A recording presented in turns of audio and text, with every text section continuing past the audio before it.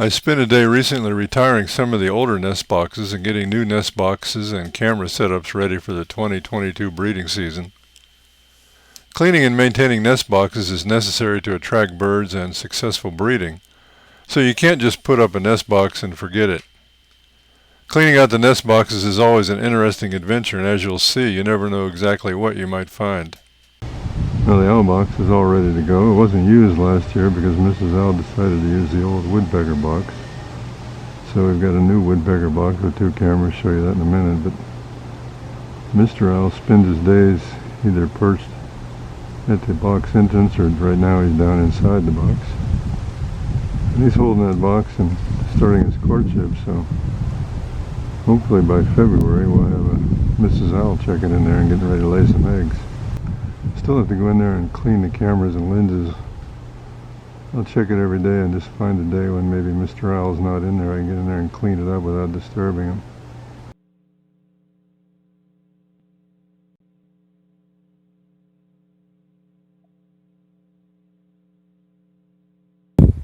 But today we've taken down the woodpecker box, and if any of you have watched this past season, we had the Mrs. Owl squeezed in there and raised, Mr. and Mrs. Owl raised 3 owlets in there. And then as soon as the owlets were done, the red-bellied woodpeckers moved in and raised 3 woodpecker chicks. So, and this box in the past has been responsible for many generations of woodpeckers and even a few generations of squirrels, as you can see by the hole that's chewed out there. And this box is getting pretty beat up. I mean, it's still good, but we're going to retire it, and I'll show you later. I put up a new cove-side flicker box for next season for the woodpeckers, and if the owls decide to squeeze in there, then we'll have good camera coverage of the owls. Now, you remember, for those of you who watched, this camera just never quite worked right with the woodpeckers. Most of the time I had to show the woodpeckers and the owls inside the box in black and white. So I'm either going to repair or replace this camera. And I've already got 2 new cameras on the owl box and the new woodpecker box. So I'm going to either try to repair this and put it in the Flycatcher box just for fun. Maybe we'll get some Flycatcher video inside the box. So I've taken the camera off the box. It's actually, I mean, the camera held up pretty well, considering it was in the box for 2 years, but it just never quite had the good quality switching from color to infrared at night. So we'll see what it is. But anyway, remember now that this box here, this is the woodpecker box. Hard to see inside there without the light, but this box, and a lot of you have noticed, you can see how small, I mean, there's my hand, you know, the width of my hand basically. Mrs. Owl was in there with 3 owlets, believe it or not, and the woodpecker with 3 woodpeckers. So we're going to clean that out and see what's in there after all those bird raising activity. The woodpeckers finished up with this box right after the 4th of July, and you can see in the bottom of it, not a whole lot of stuff. I mean, it's been sitting out there in the rain now since July, so the wood is, you know, pretty much wore out in there. But just to give you an idea, it's you can see that not much in there. That's all that's in the box after 3 owlets and 3 woodpeckers were raised and sat. But now, of course, that's kind of like turns to soil over time, with some organic matter in the wood kind of absorbing and breaking down. So if you don't clean your box every year, I mean, pretty soon the birds are just going to avoid it or keep piling more stuff up on top of it. But you want to clean them out every year. I don't believe in using bleach and harsh chemicals, but just you know, basically dishwashing type detergent. Scrub it good, rinse it good, and then let it sit out in the sun for a couple of days until it gets really dried out, and then put it back up. You can see the birds doing an amazing job of removing all the fecal matter and dead creatures that especially the owls bring in there. and remarkably clean and no smell. Just kind of breaks down it almost like a compost, a small amount there.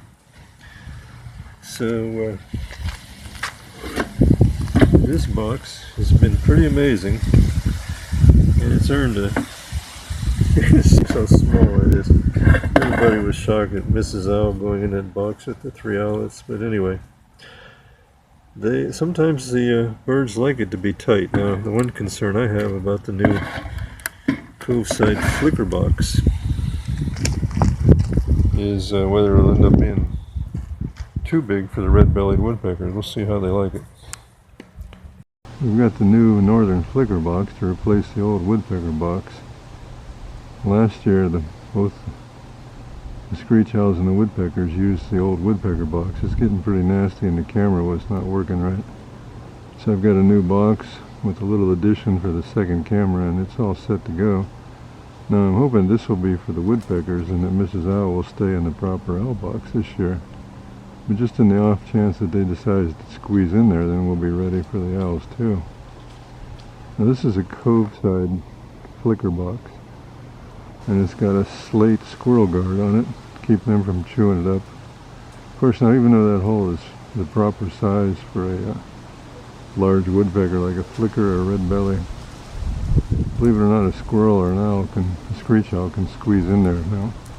I'm hoping that Mrs. Screech Owl goes to the proper owl box this year, but if not, we're ready with new cameras.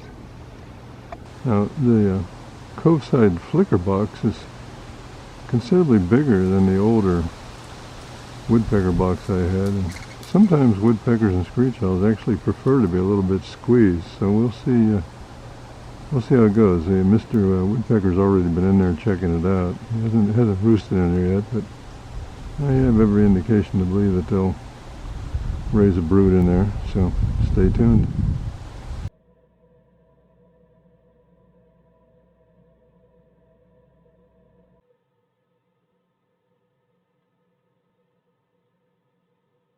Today we're cleaning out all the nest boxes around Backyard South, and this one is the cove-side flycatcher box, which has actually been really successful. I had flycatchers in there this spring and early summer, and I think they left in June. Had at least 4 chicks, but I don't have a camera in here. In the past, the flycatchers, great crested flycatchers, by the way, have used some of the owl boxes after they were done with them, but this is a special flycatcher box, and like the blue jay just came over to eat a peanut. That's funny. Anyway, caught me off guard. Like all the cove-side boxes, they're well made, and I'm going to show you a cove-side flicker box that I'm going to put up to replace the red-bellied woodpecker box. Anyway, it's time to clean this out, and you can see in the past that a squirrel had enlarged the hole and actually raised a squirrel family in there. So like all my boxes, they've been well used, but this one now I keep on the back side of the house, actually hung next to a window using one of the hurricane shutter screws to hold it up, because flycatchers are not particular at all. They'll readily take a box right on your house, and they're a blast to watch. I'll put a link into some of my other flycatcher videos. Anyway, one of the things that's unique to flycatchers is they always use snakeskin to line their nests. One, they use it like natural bubble wrap, and another, they use a big piece of snakeskin, usually hanging outside, to kind of scare away predators so they think that there's a snake. Now, of course, anytime I'm making a video, I have to deal with these guys, so I have to have peanuts handy and to keep them, here you go, I have to keep them busy or they'll pester me. Okay, so we're going to open this up and clean it out, and then after I clean out the debris that's in there, I just hose it down real good, scrub it with just a plain like dish scrubber or something, and then leave it out in the hot sun for a couple days to desanitize. I don't put any chemicals in them, and it's not necessary.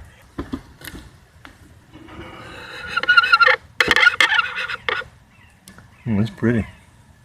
And another thing that flycatchers are known for is pulling feathers and fur out of living things to line their nest with. So let me set the phone down here. Well, actually you can see it. It's a pretty nest. And I'm going to pull it out here. I'm going to set this phone down for a second.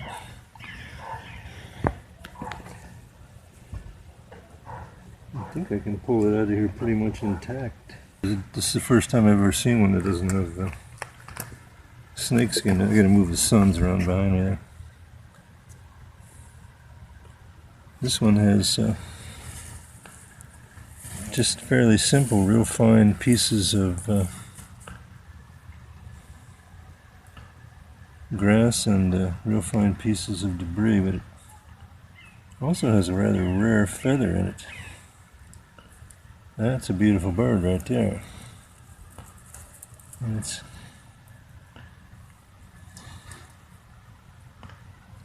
that, I believe,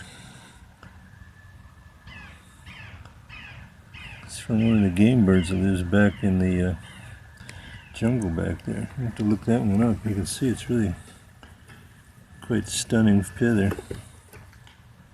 So they kept this nest simple and used feathers. Maybe this is the first time that they've used, and you can see there's another one here. You see these are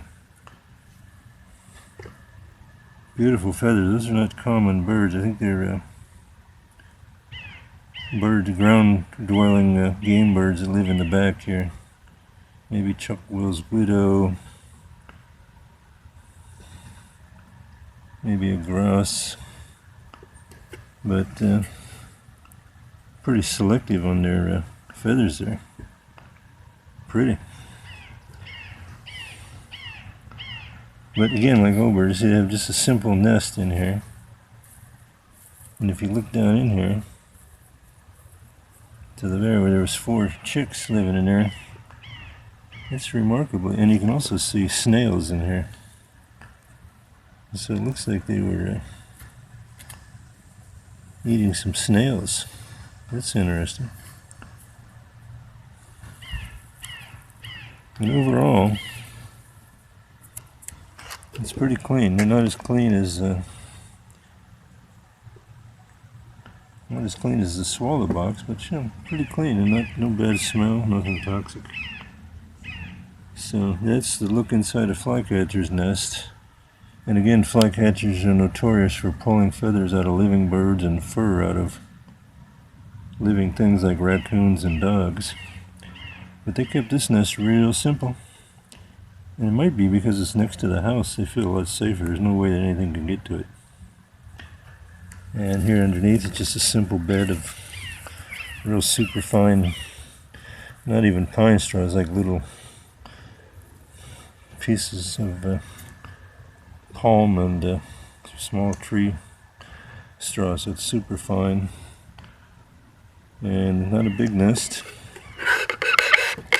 I guess, you know, when I think about it now, this is the first nest I've ever taken apart where they've actually been in the flycatcher nest box. In the past, they've been in the owl box when they had to really bring in a lot of material to bring it up higher. So because this is the exact size nest box, they may have just kept it a lot smaller. There you have it.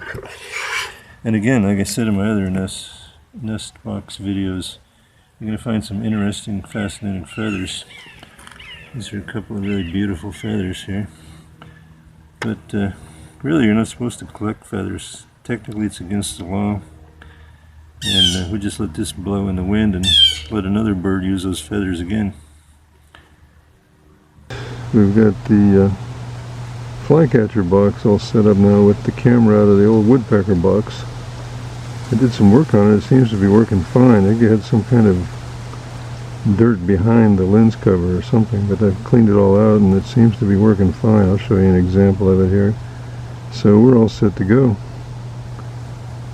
We've got the owl box ready with 2 cameras, the woodpecker box ready with 2 cameras, and either the woodpeckers or the owls will check in there. And we've got the great crested flycatcher box ready to go. They raised a brood in there last year, but I didn't have a camera, so That can be exciting if that works out. So we'll see how it goes.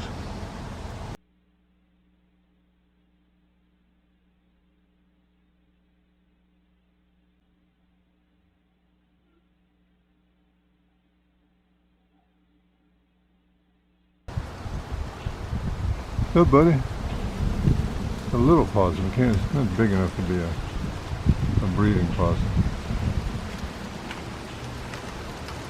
So you never know what you're going to find when you clean out these nest boxes. So I'm taking down the Squirrel Hotel from the oak tree. It's been up there for years. Squirrels never use it because I think it was just too much traffic area. And now I took it down. It's been up there for quite a while. When I released the last screw, it was up over my head. The box was really heavy and I managed to catch it. There's a possum in there with big old teeth sticking out the hole there. So now I gotta figure out what to do here.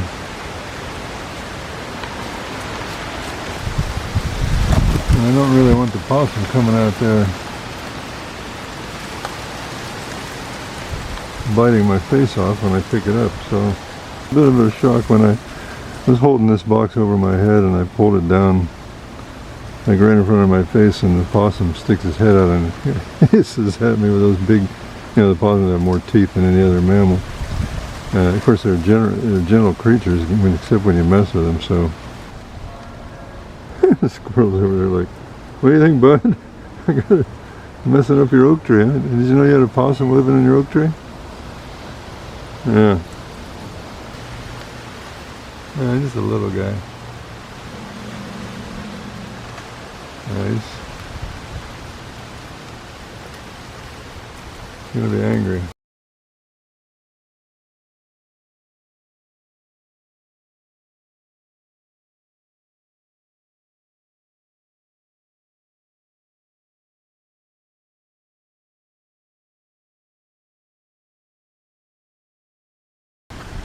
Possums are really lovely creatures, but the possum solid asleep like that, trapped in a squirrel hotel, is just not in the mood to be messed with. So he's obviously under duress. So put him. Yeah, it's fun. Every time I pull down a box, you just never know what's going to be in there. Some of you may remember this is the old Squirrel Hotel, and then the bees took over, and then the squirrel. So maybe the possum's been roosting there for a long time. This is up in the oak tree up there, and the oak tree was growing, so the house is coming loose, and it was time to clean it in. After a while, they're not going to use it unless you clean it. But possums aren't that particular, so be it. Well, too small of a possum to be a breeding possum. Came up with plan B, which is to put a piece of wood over the hole here, tape it like so. You can hear that possum in there growling. I've got him taped up. He is none too happy, but we'll take him over here by the entrance to the jungle and let him go.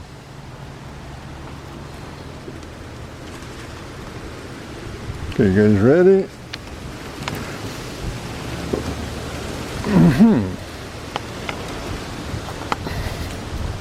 There we go. Can't be too big of a possum. Fits through that little hole, squirrel hole. And we'll put his little squirrel condo here, right next to the jungle. And we'll release his little box.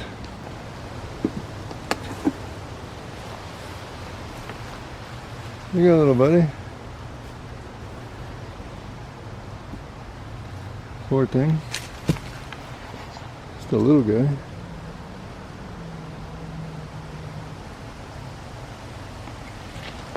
Free Willy. Just take off, man.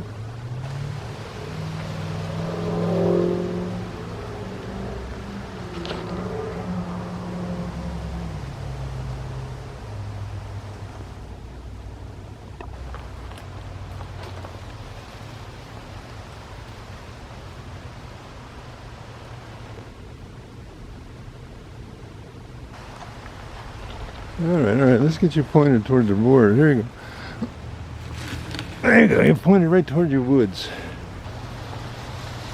I'll put you even closer to the woods. How about that? Yeah.